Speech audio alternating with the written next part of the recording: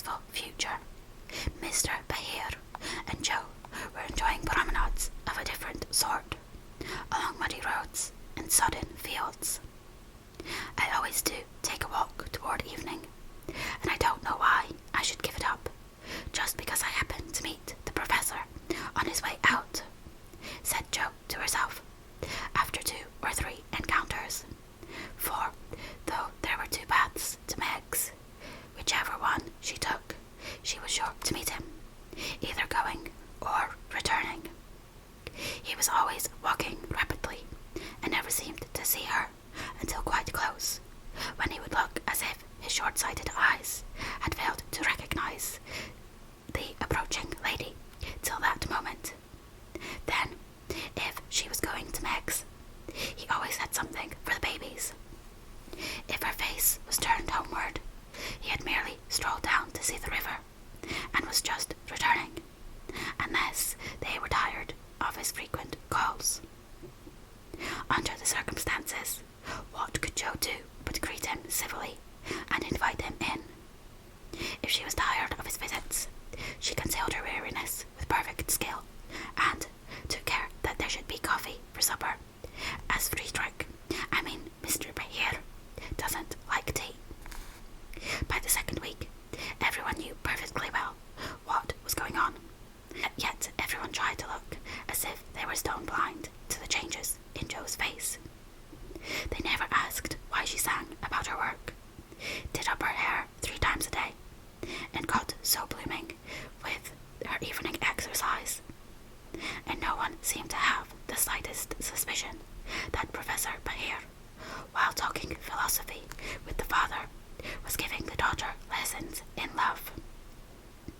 Jo couldn't even lose her heart in a decorous manner, but sternly tried to quench her feelings, and, failing to do so, led a somewhat agitated life.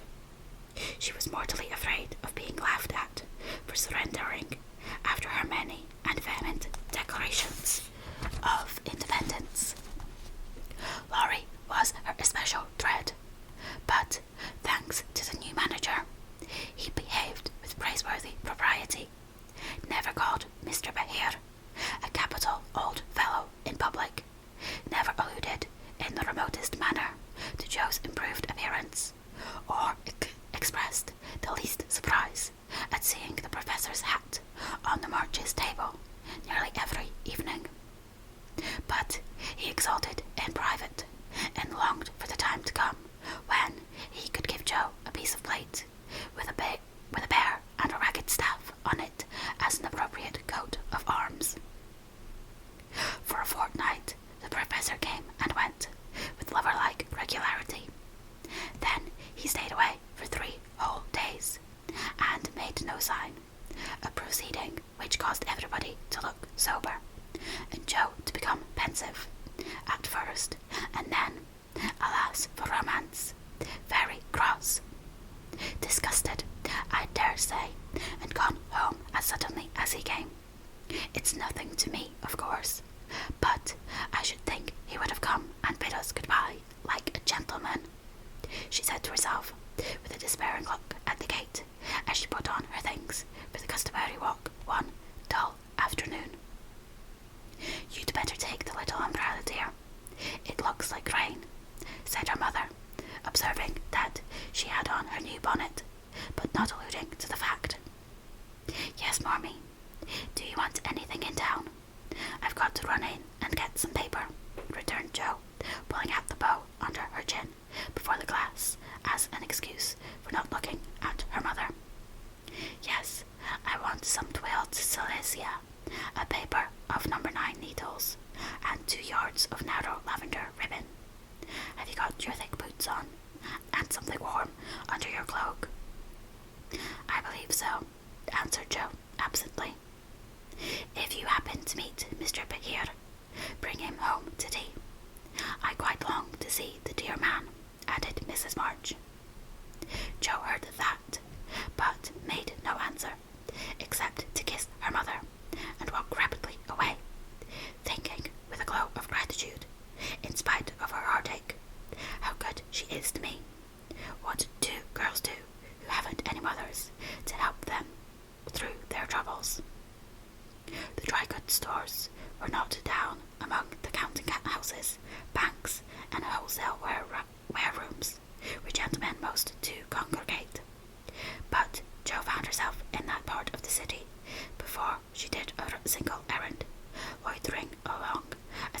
for someone, examining engineering instruments in one window and samples of wool in another, with most unfeminine interest, tumbling over barrels, being half smothered by descending bales, and hustled unceremoniously by busy men who looked as if they wondered how the deuce she got there.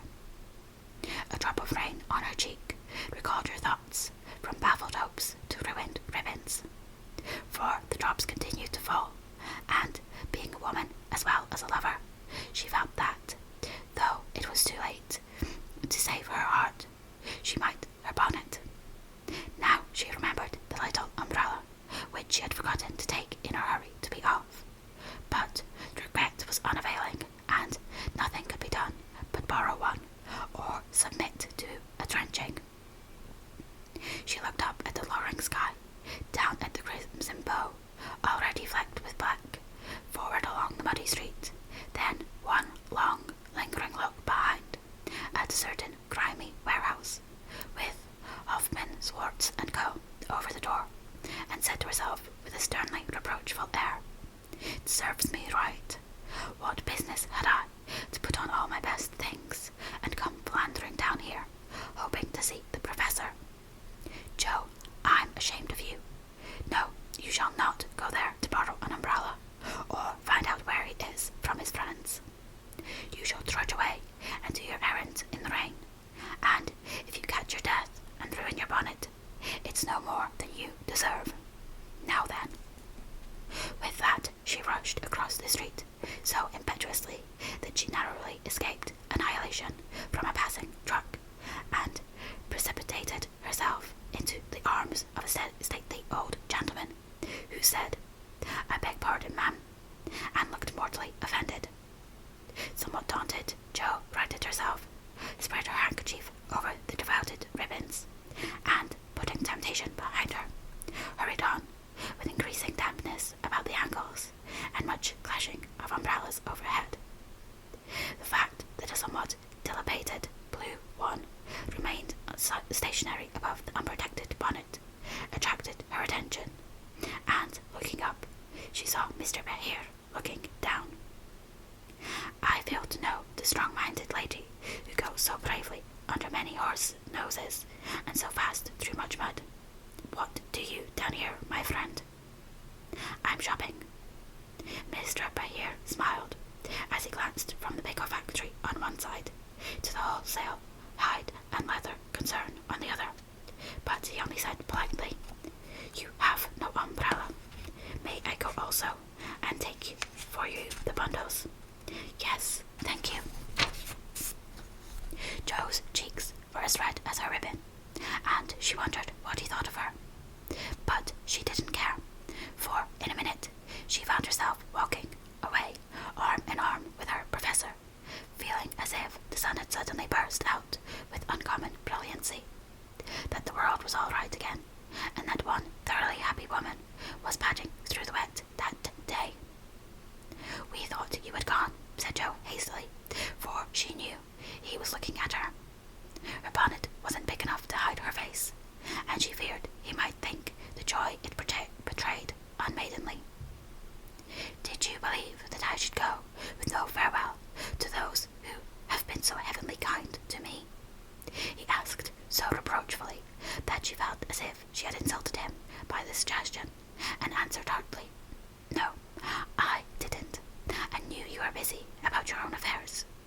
But we rather missed you, father and mother especially, and you. I'm always glad to see you, sir." In her anxiety to keep her voice quite calm, Jo made it rather cool, and the frosty little monosyllable at the end seemed to chill the professor, for his smile vanished as he said gravely, "I thank you, and come one more time before I go." "You are going then?" "I have no longer any business here. It is done. Successfully, I hope," said Jo, for the bitterness of disappointment was in that short reply of his. "I ought to think so, for I have a way opened to me by which I can make my bread and give my junglings much help." "Tell me, please. I like to know all about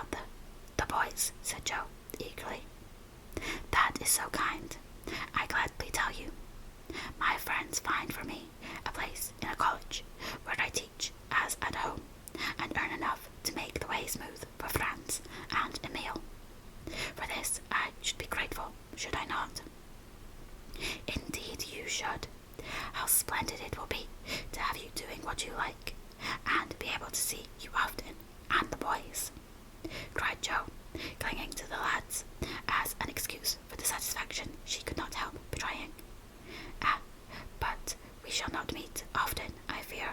This place is at the west. So far away. And Jo left her skirts to her fate, as if it didn't matter now what became of her clothes or herself. Mr. Bahir could read several languages, but he had not learned to read women yet. He flattered himself that he knew Jo pretty well, and was, therefore, much amazed by the contradictions of voice, face, and manner, which she showed him in rapid succession that day, for she was in half a dozen different moods in the course of half an hour. When she met him, she looked surprised, though it was impossible to help suspecting that she had come for that express purpose. When he offered her his arm, she took it with a look that filled him with delight. But when he asked if she missed him, she gave such a chilly, formal reply that despair fell upon him. On learning his good fortune, she almost clapped her hands. Was the joy all for the boys? Then, on hearing his destination, she said, "So far away," in a tone of despair that lifted him on to a pinnacle of hope. But the next minute she tumbled him down again by observing, like one entirely absorbed in the matter, "Here's the place for my errands. Will you come in? It won't take long." Jo rather prided herself upon her shopping capabilities, and particularly wished to impress her escort with the neatness and dispatch with which she would accomplish the business. But, owing to the flutter she was in, everything went amiss. She upset the tray of needles, forgot the silesia was to be twirled till it was cut off, gave the wrong change, and covered herself with confusion by asking for lavender ribbon and the calico counter. Mr. Bahir stood by, watching her blush and blunder, and as he watched, his own bewilderment seemed to subside, for he was beginning to see that on some occasions women, like dreams, go by contraries. When they came out, he put the parcel under his arm with a more cheerful aspect, and splashed through the puddles, as if he rather enjoyed it on the whole. "Should we not do a little what you call shopping for the babies, and have a farewell feast tonight, if I go for my last call at your so pleasant home?" he asked, stopping before a window full of fruit and flowers. "What will we buy?" asked Jo, ignoring the latter part of his speech, and sniffing the mingled odours with an affection of delight as they went in. "May they have oranges and figs?"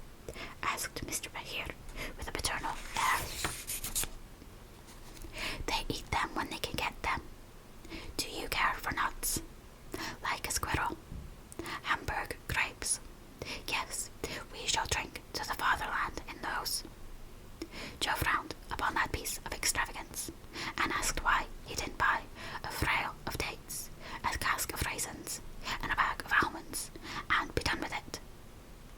Whereat Mr. Bahir confiscated her purse, produced his own, and finished the marketing by buying several pounds of grapes, a pot of rosy daisies, and a pretty jar of honey, to be regarded in the light of a demijohn.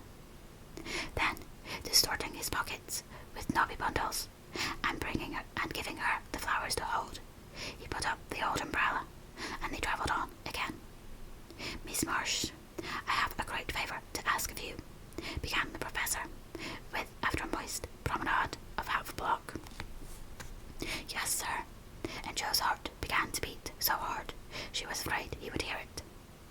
"I am bold to say it in spite of the rain, because so short a time remains to me."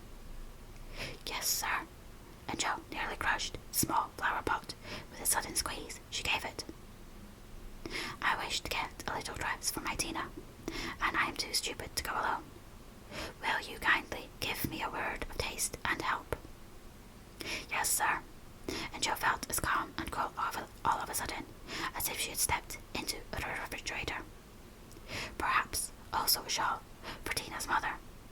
she's so poor and sick, and the husband is such a care.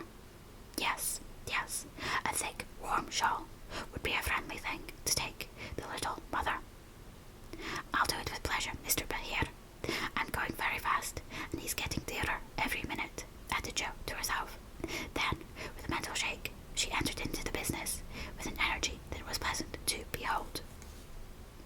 Mr. Bahir left it all to her, as she chose a pretty gown for Tina, and then ordered out the shawls. The clerk, being a married man, condescended to take an interest in the couple, who appeared to be shopping for their family. Your lady may prefer this. It's a superior article, a most desirable colour, quite chaste and genteel, he said, shaking out a comfortable grey shawl and throwing it over Jo's shoulders. Does this suit you, Mr. Bahir? She asked, turning her back to him and feeling deeply grateful for the chance of hiding her face. Excellently well. We will have it, answered the professor, smiling to himself, as he paid for it, while Jo continued to rummage the counters for a confirmed bargain hunter. Now, shall we go home? He asked, as if the words were very pleasant to him. Yes, it's late, and I'm so tired. Jo's voice was more pathetic than she knew, for now the sun seemed to have gone in as suddenly as it came out, and the world grew muddy and miserable again, and for the first time she discovered that her feet were cold, her head ached, and that her heart was colder than the former, fuller of pain than the latter. Mr. Bahir was going away.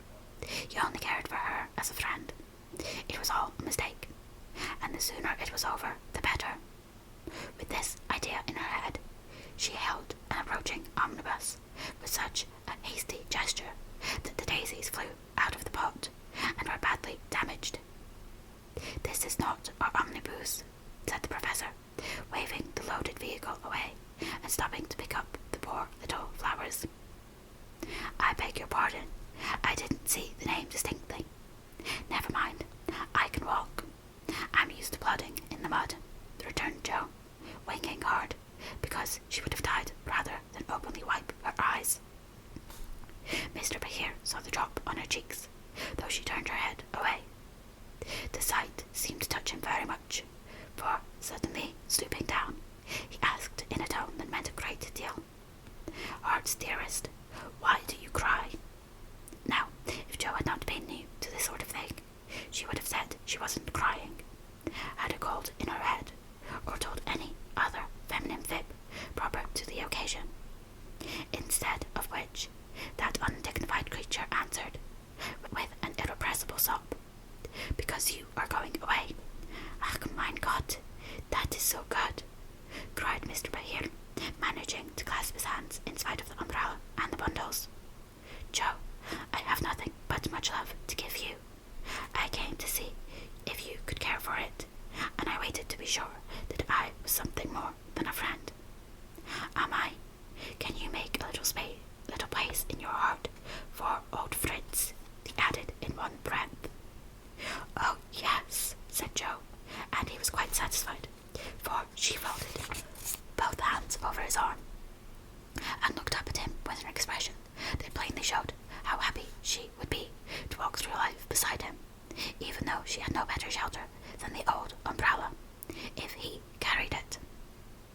It was certainly proposing under difficulties, for even if he had desired to do so, Mr. Bahir could not go down upon his knees on account of the mud. Neither could he offer Jo his hand, except figuratively, for both were full. Much less could he indulge in tender remonstrations in the open street, though he was near it. So, the only way in which he could express his rapture was to look at her, with an expression which glorified his face to such a degree that there actually seemed to be little rainbows in the drops that sparkled in his beard. If he had not loved Jo very much, I don't think he could have done it then, for she looked far from lovely, with her skirts in a deplorable state, her rubber boots splashed to the ankle, and her bonnet a ruin. Fortunately, Mr. Bahir considered her the most beautiful woman living,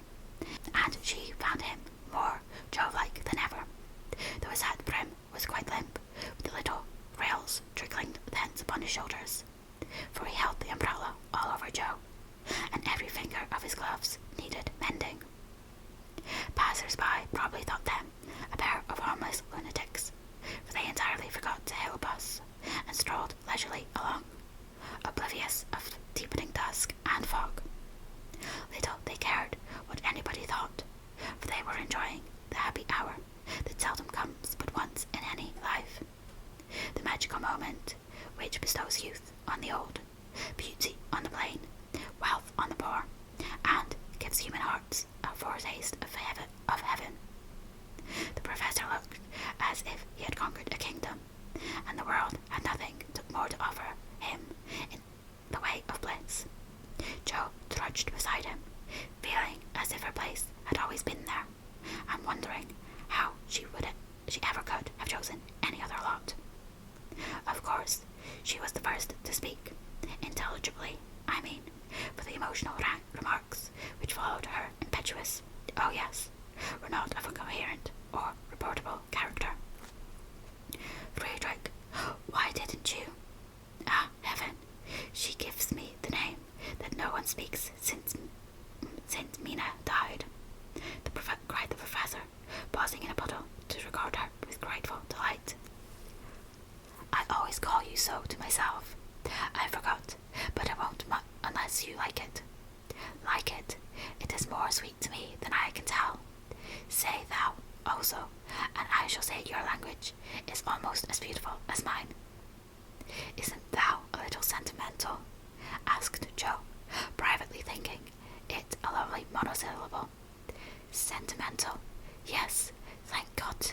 We Germans believe in sentiment, and keep ourselves young mit it. Your English, you, is so cold. Say thou, heart's dearest.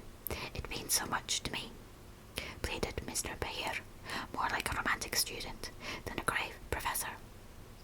Well then, why didn't thou tell me all this sooner? Asked Jo, bashfully. Now I shall have to show thee all my heart, and I so gladly will, because thou must take care of it hereafter. See then, my Jo. Ah, the dear, funny little name.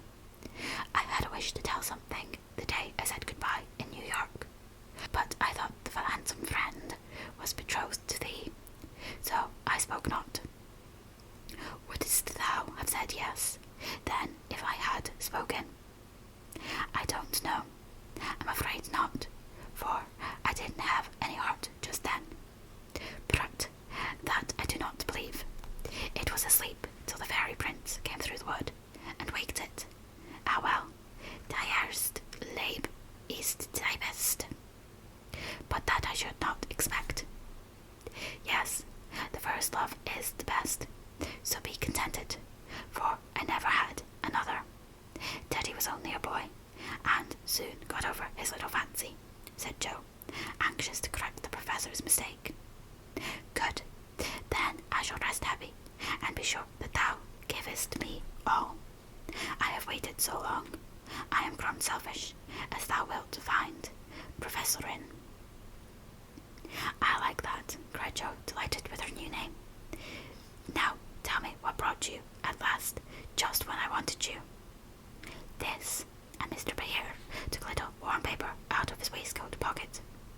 Jo unfolded it, and looked much abashed, for it was one of her own contributions to a paper that paid for poetry, which accounted for her sending it an occasional attempt. What? How could that bring you? She said, wondering what he meant. I found it by chance, and knew it by the names and the initials. And in it there was one little verse that seemed to call me. Read and find him. I will see that you go not in the wet.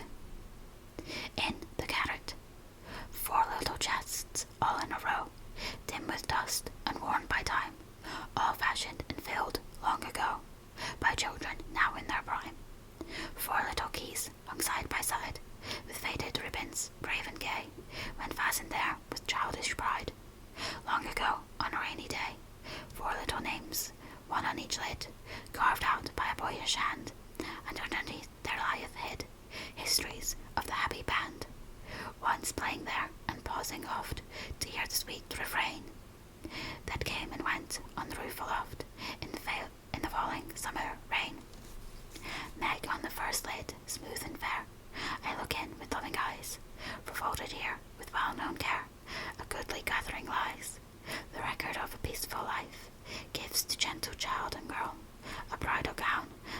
dress to a wife, a tiny shoe, a baby girl. No toys in this first chest remain, for all are carried away in their old age to join again in another small mix play. Ah, happy mother, well I know you hear like a sweet refrain, lullabies ever so soft and low in the falling summer rain.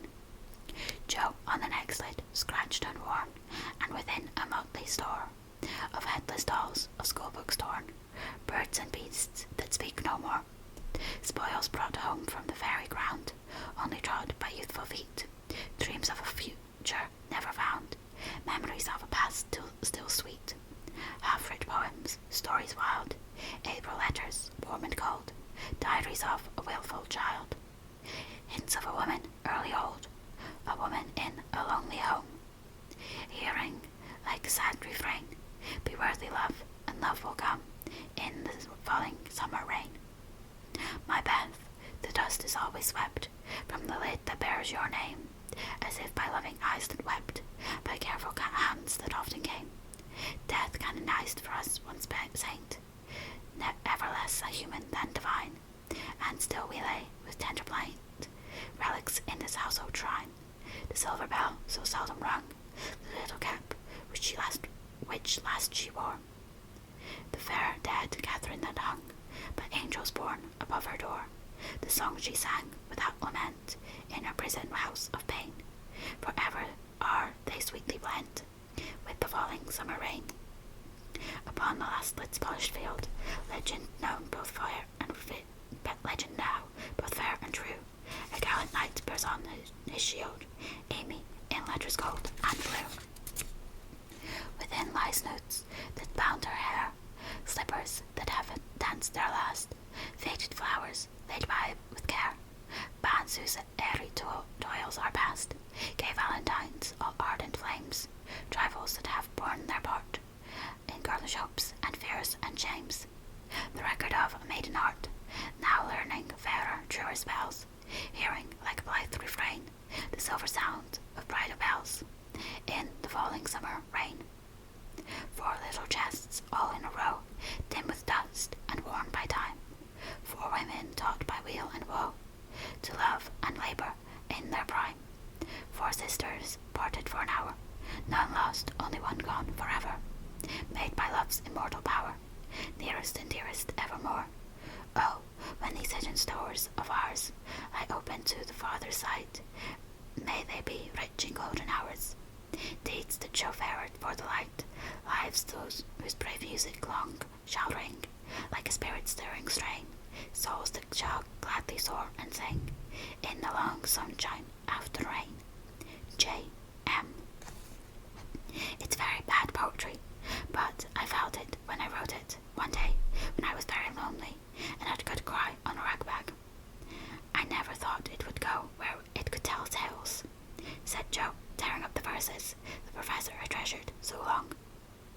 Let it go. It has done its duty, and I will have a fresh one when I write all the brown book in which he keeps her little secrets, said Mr. Behir, with a smile as he watched the fragments fly away on the wind. Yes, he added earnestly, I read that, and I think to myself, she has a sorrow, she is lonely, and we find comfort in true love. I have a heart full for her.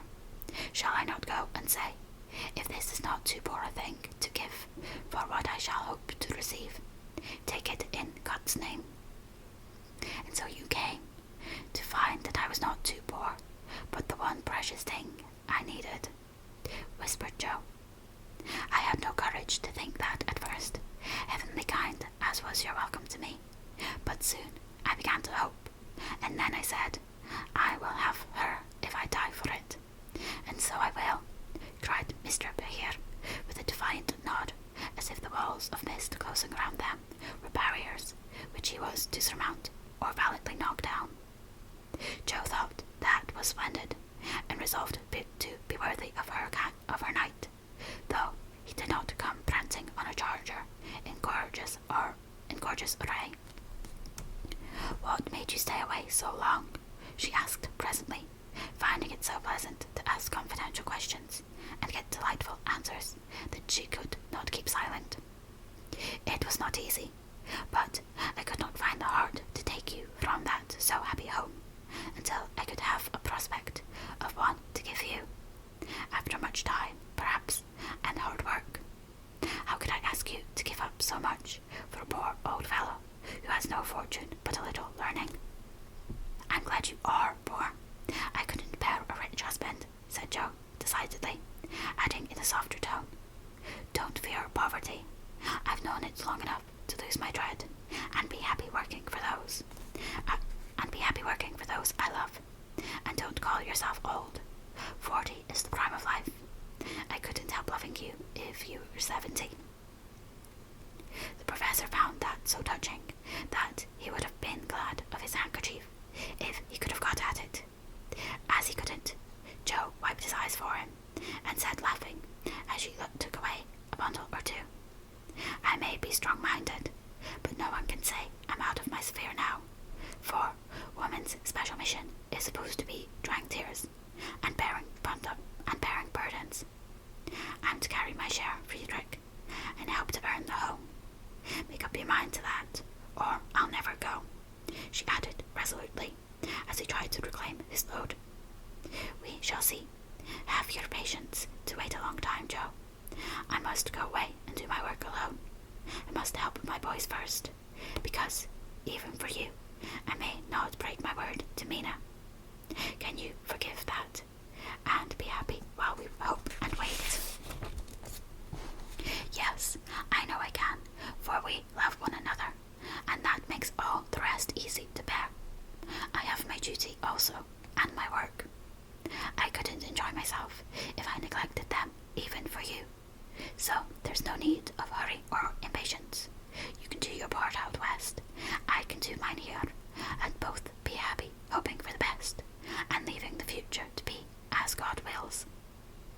Ah, thou givest me such hope and courage, and I have nothing to give back but a full heart and these empty hands, cried the professor, quite overcome.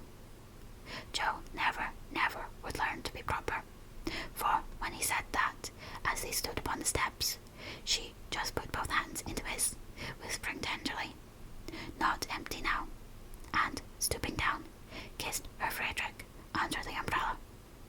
It was dreadful, but she would have done it if the flock of draggle-tailed sparrows on the hedge had been human beings, for she was very far gone indeed, and quite regardless of everything but her own happiness, though it came in such a very simple guise.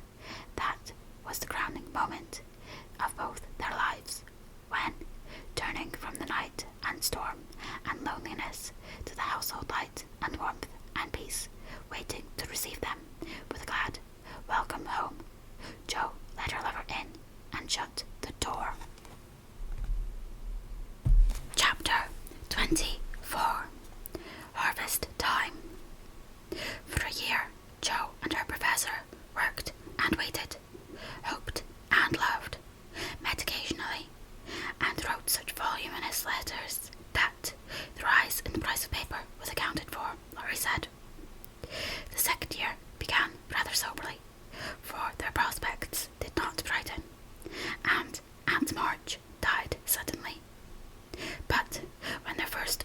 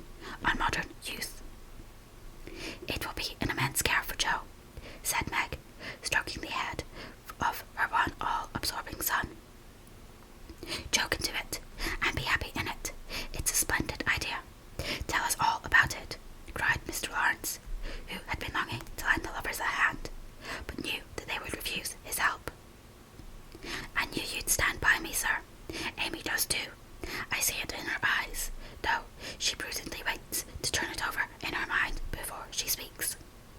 Now, my dear people, continued Joe earnestly, just understand that this isn't a new idea of mine, but a long-cherished plan.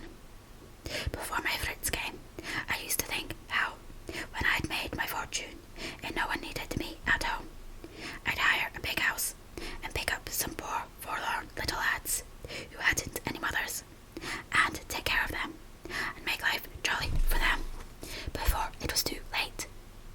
I see so many going to ruin for want of help at the right minute. I so love to do anything for them. I seem to feel their wants and sympathize with their troubles, and oh, I should like to be a mother to them.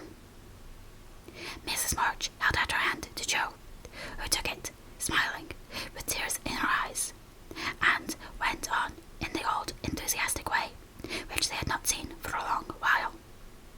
I told my plan to Fritz once, and he said it was just what he would like, and agreed to try it when we got rich.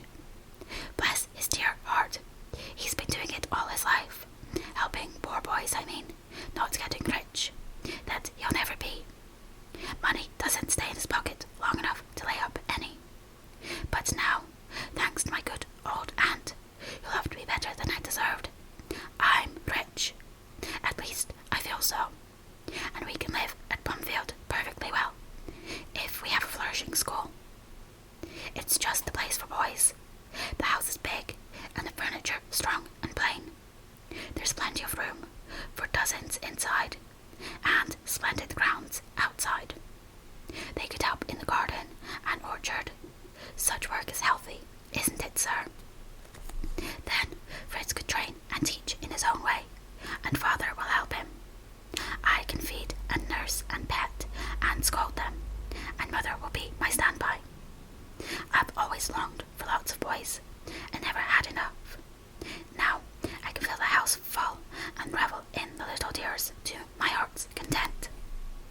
Think what a luxury! Plumfield my own, and a wilderness of boys to enjoy it with me. As Jo waved her hands and gave a sigh of rapture, the family went off into a gale of merriment, and Mr. Lawrence laughed till they thought he'd have an apoplectic fit. I don't see anything funny, she said gravely, when she could be heard. Nothing could be more natural and proper than for my professor to open a school, and for me to prefer to reside in my own estate. She's putting on airs already, said Laurie, who regarded the idea in the light of a capital joke. But may I inquire how you intend to support the establishment? If all the pupils are little ragamuffins, I'm afraid your crop won't be profitable in a worldly sense, Mrs. Bayard. Now, don't be a wet blanket, Teddy. Of course, I shall have rich pupils also. Perhaps begin with such altogether. Then, when I've got a start, I can take in a ragamuffin or two, just for a relish. Rich people's children often need care and comfort, as well as poor. I've seen unfortunate little creatures left to servants, or backward ones pushed forward, when it's real cruelty. Some are naughty through mismanagement or neglect, and some lose their mothers. Besides, the best have to get through the hobbly-dory age, and that's the very time they need most patience and kindness. People laugh at them and hustle them about, try to keep them out of sight, and expect them to turn all at once from pretty children into fine young men. They don't complain much, plucky little souls, but they feel it. I've been through something of it, and I know all about it. I've a special interest in such young bears, and like to show them that I see the warm, honest, well-meaning boys' hearts, in spite of the clumsy arms and legs and the topsy-turvy heads. I've had experience, too, for haven't I brought up one boy to be a pride and honour to his family? I'll testify that you tried to do it, said Laurie with a grateful look, and I've succeeded beyond my hopes, for here you are, a steady, sensible businessman, doing heaps of good with your money, and laying up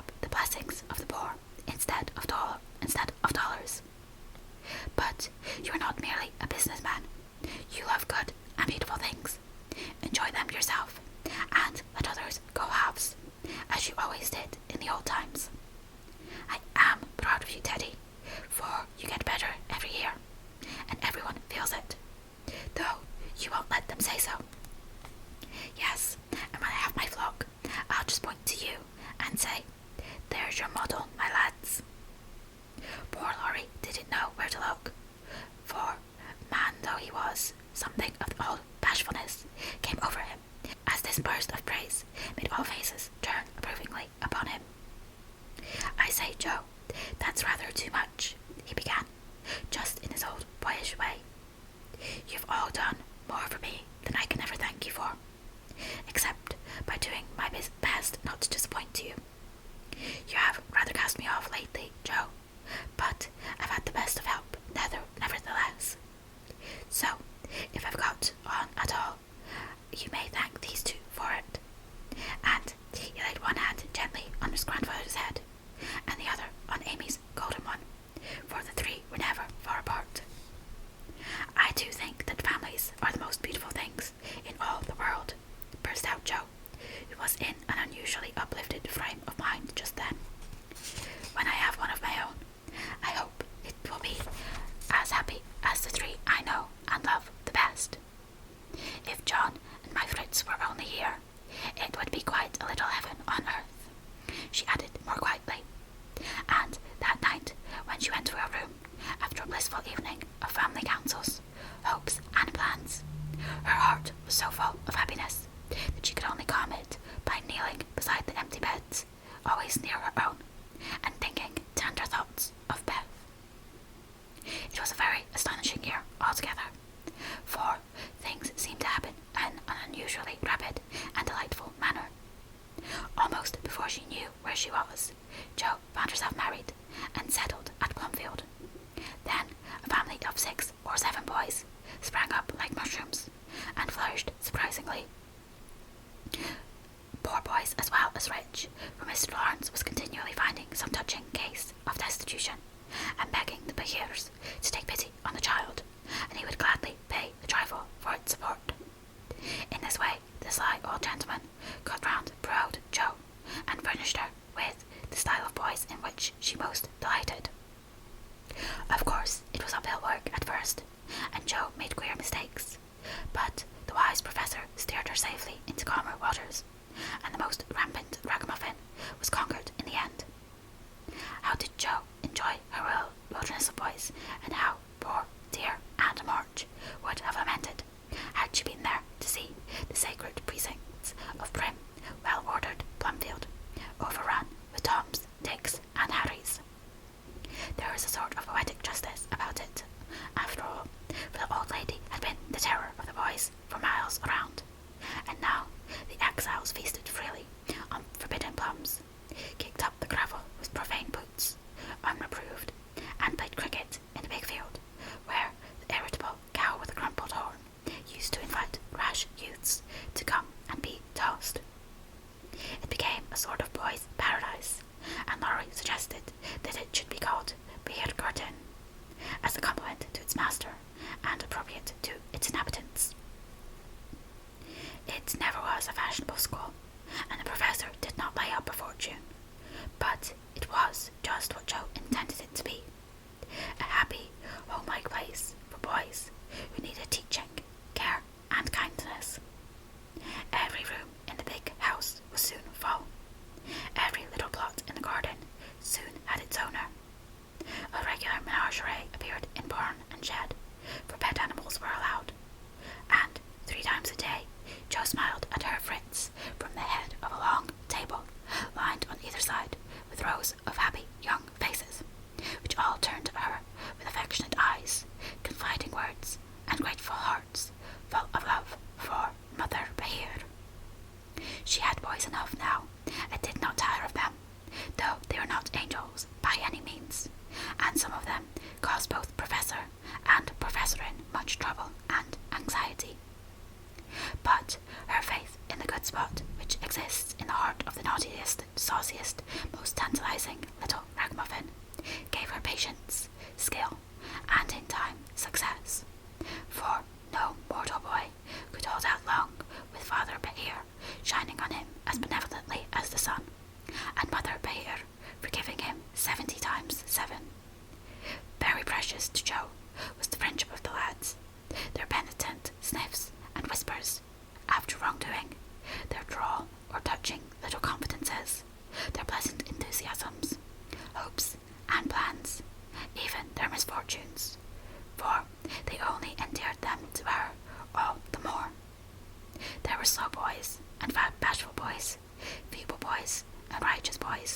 boys that lisped, and boys that stuttered, one or two lame ones, and a merry little quadroon, which would not be taken in elsewhere, but who was welcome to the Bahir garden, though some people predicted that his admission would ruin the school.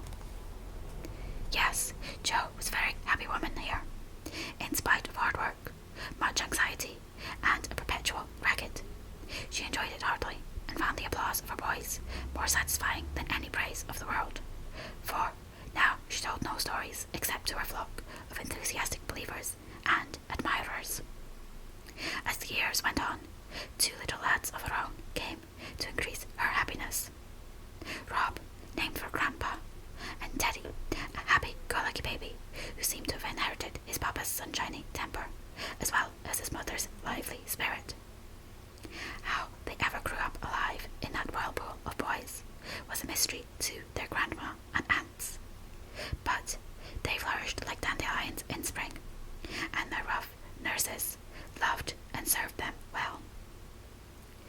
There were a great many holidays at Plumfield, and one of the most delightful was the yearly apple picking, for then the Marches, Lawrences, Brooks, and Behirs turned out in full force and made a day of it.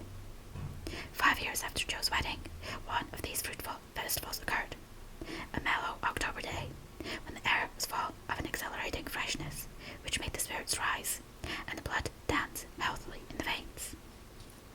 The old orchard wore its holiday attire. Goldenrod and asters fringed the mossy walls.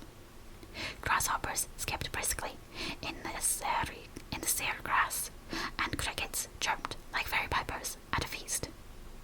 Squirrels were busy with their small harvesting. Birds twittered their dew from the alders in the lane, and every tree stood ready to send down its shower of red or yellow apples at the first shake. Everybody was there. Everybody laughed and sang, climbed up and tumbled down. Everybody declared that there never had been such a perfect day, or such a jolly set to enjoy it, and everyone gave themselves up to the simple pleasures of the hour as freely as if there were no such thing as care or sorrow in the world. Mr. March strolled placidly about, quoting Tusser, Cowley, and Columella to Mr. Lawrence, while enjoying the gentle apple's winey juice.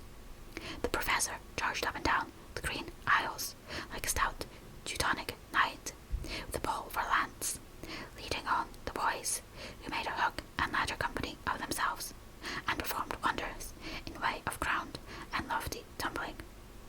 Laurie devoted himself to the little ones, rode his small daughter in a bushel basket, took Daisy up among the birds' nests, and kept adventurous Rob from breaking his neck. Mrs. March and Meg sat among the apple piles like a pair of pomonas, sorting the contributions that kept pouring in, while Amy, with a beautiful motherly expression on her face, sketched the various groups and watched over one pale lad who sat adorning her with his little crutch beside him. Jo was in her element that day, and rushed about with her gown pinned up and her hat everywhere but on her head, and her baby tucked under her arm, ready for any lively adventure which might turn up. Little Teddy bore a charmed life, for nothing ever happened to him, and Jo never felt any anxiety when he was whisked up into a tree by one lad, galloped off on the back of another, or supplied with sour russets by his indulgent papa, who laboured under the Germanic delusion that babies could digest anything, from pickled cabbage to buttons, nails, and their own small shoes. She knew that little Ted would turn up again in time, safe and rosy, dirty and serene, and she always received him back with a hearty welcome, for Jo loved her babies tenderly. At 4 o'clock a lull took place, and baskets remained empty, while the apple pickers rested and compared rents and bruises.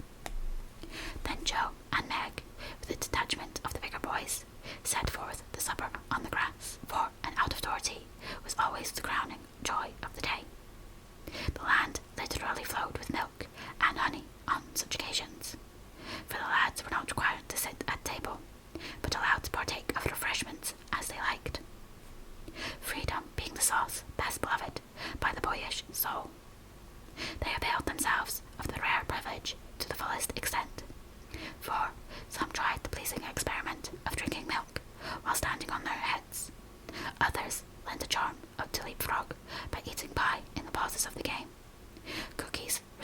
broadcast over the field, and apple turnovers roasted in the trees like a new style of bird.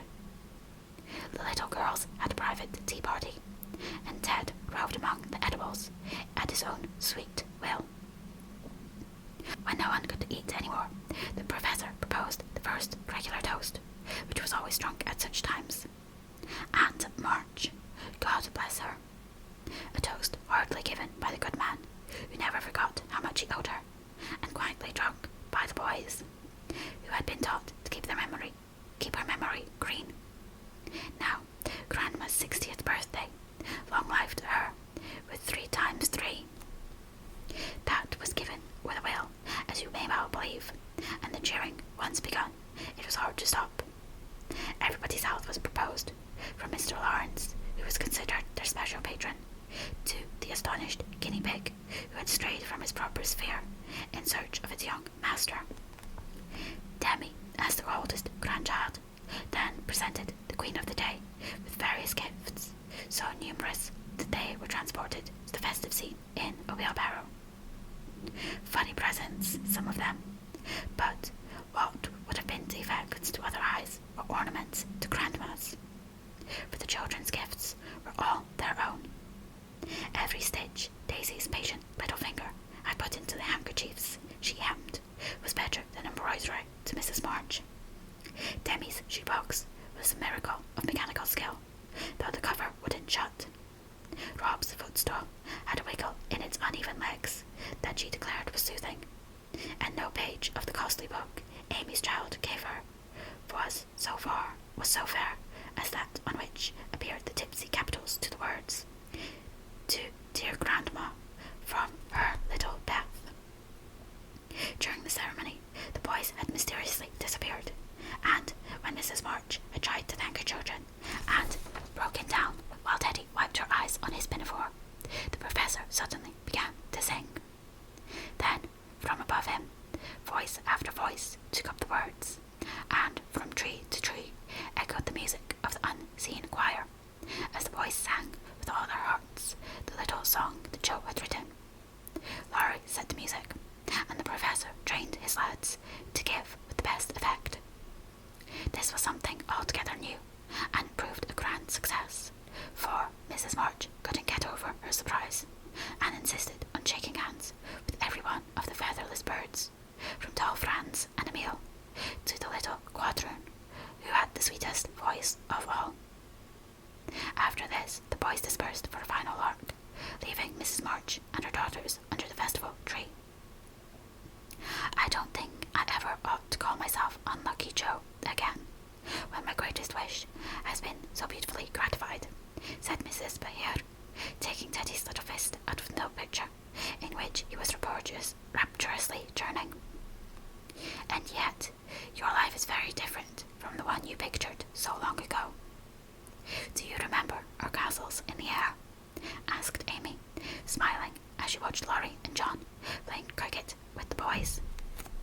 Dear fellows, it does my heart good to see them forget business and frolic for a day, answered Joe, who now spoke in a maternal way of all mankind. Yes, I remember, but the life I wanted then seems selfish, lonely, and cold to me now. I haven't given up the hope that I may write a good book yet, but I can wait, and I'm sure it will be all the better for such experiences and illustrations as these.